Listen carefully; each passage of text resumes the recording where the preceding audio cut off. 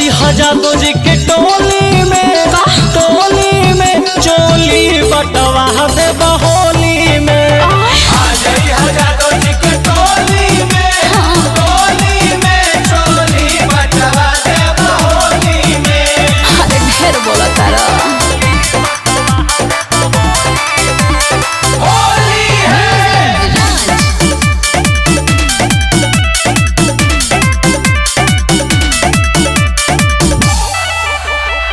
तोहरा जइसन रंग डाले केतना जाना ओइले हो।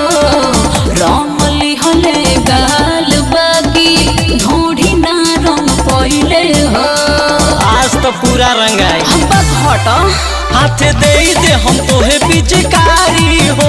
जाने होली में होई रंगदारी हो।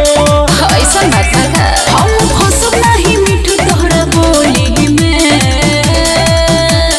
होली है आ जई हजारो जी के टोली में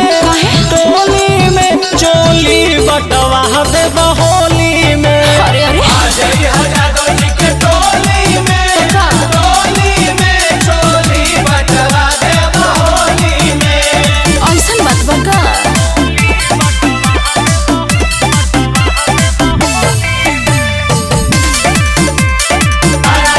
होली है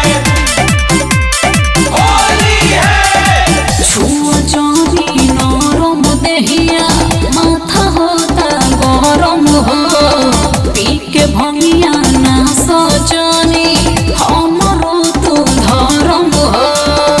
काहे न माने लो आज ना माने मिर्ची छोड़ी ना तोहरा के गोरिया हो। ससी रंगी है गुलालो से है धोलिया हो।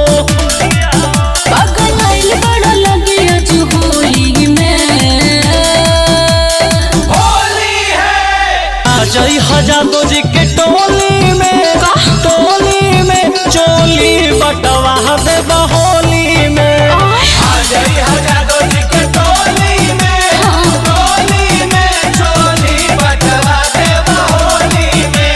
अरे ढेर बोला तारा।